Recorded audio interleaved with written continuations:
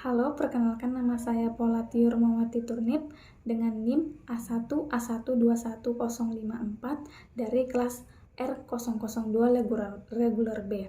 Program Studi Pendidikan Ekonomi, Fakultas Keguruan dan Ilmu Pendidikan. Video ini berisi tentang mata kuliah pengantar pendidikan yang dosen pengampunya adalah Ibu Rosmiati. Di sini saya akan menjelaskan tentang portofolio penerapan aliran empirisme pada kehidupan sehari-hari. Nah, sebelum itu, mari saya akan menjelaskan apa sih itu aliran empirisme. Aliran empirisme merupakan suatu bentuk aliran dalam ilmu filsafat yang menyatakan bahwa pengetahuan itu berasal dari pengalaman yang pernah terjadi atau yang telah dilakukan oleh manusia. Nah, menurut salah satu tokoh yaitu Ijatur Rasuli tahun 2015 menyatakan empirisme merupakan suatu gagasan yang bersifat rasionalisme yang dibentuk serta diperoleh individu dengan melalui pengalaman. Kemudian kelebihan dan kelemahan dari aliran empirisme. Yang pertama kelebihan dari aliran empirisme yaitu pengalaman indera.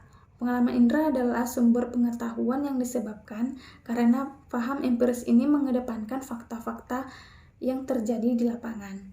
Kemudian kelemahan dari empirisme yaitu indera terbatas.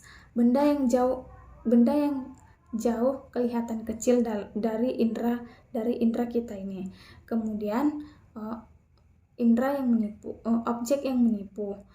Contohnya seperti ilusi atau fata morgana, objek yang kadang kita tangkap tidak sesuai atau tidak jelas atau bisa dikatakan buram.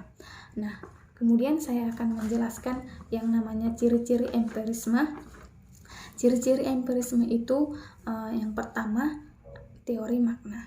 Teori makna ini merupakan teori yang menyatakan suatu asal pengetahuan atau seperti asal usul ide atau jangka konsep dari pengalaman kita. Yang kedua, itu ada teori pengalaman. Teori pengalaman ini merupakan teori yang menyatakan bahwa seluruh kebenaran itu berasal dari pengalaman yang melalui observasi. Kemudian yang paling utama dari topik materi ini adalah contoh kasus empirisme dalam kehidupan sehari-hari.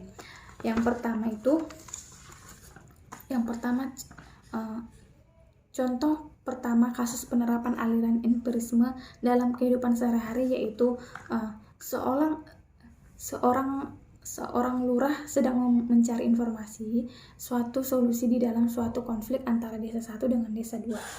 Nah, lurah tersebut ingin tahu apa sih penyebab konflik dari kedua desa ini, apa yang menyebabkan mereka melakukan konflik. Untuk mencari jawabannya, untuk mencari penyelesaiannya, dan untuk mencari penyebab konflik kedua desa ini, lurah tersebut pergi mengamati secara langsung atau mengobservasi secara langsung ke desa tersebut dan untuk mencari tahu apa penyebab mereka berkonflik. Nah, setelah lurah tersebut mengobservasi secara langsung, Pak Lurah tersebut langsung dapat mendapat jawaban dan solusi dari permasalahan kedua desa tersebut. Nah, dari hasil pengamatan secara langsung atau observasi yang dilakukan oleh lurah secara langsung itu, dia dapat menyelesaikan masalah kedua desa tersebut. Nah, Pak Lurah tersebut menjadi tahu apa yang penyebab mereka konflik. Penyebab konflik kedua desa 1 dengan desa 2 yaitu karena desa 1 yang sering memprovokasi dan menjelek-jelekan desa 2 sehingga desa 2 tidak terima dan melakukan perlawanan kepada desa 1. Nah, dari penyelidikan atau pengamatan langsung yang dilakukan oleh Bapak Lurah tersebut menjadi pengetahuan dan mendapat pengalaman sehingga Bapak Lurah tersebut dapat memberikan solusi untuk kedua desa tersebut.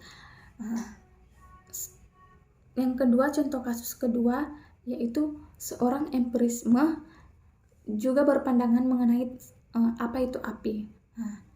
Karena ia pernah mengalami sendiri dengan cara menyentuh api, sehingga ia dapat mengetahui bahwa api itu panas. Dari dia tahu, dia menyentuh api dan dia merasakan api itu panas, sehingga dia dapat pengalaman dan dapat pengetahuan bahwa api itu nggak boleh disentuh dan api itu panas. Dari situ kita dapat mengetahui bahwa aliran empirisme sangat sering terjadi di dalam kehidupan sehari-hari. Jadi seluruh pengetahuan dan pengalaman yang kita rasakan dilihat dari dapat kita simpan dalam pikiran kita, sehingga dapat kita keluarkan kembali pada waktu tertentu. Dengan demikian, dengan alat indrawi kita bisa dapat memperoleh pengalaman-pengalaman dan pengetahuan tertentu. Sekianlah dari hasil materi yang saya dapat jelaskan. Jika terdapat kesalahan dan tutur kata yang tidak berkenan, saya meminta maaf. Sekian dan terima kasih.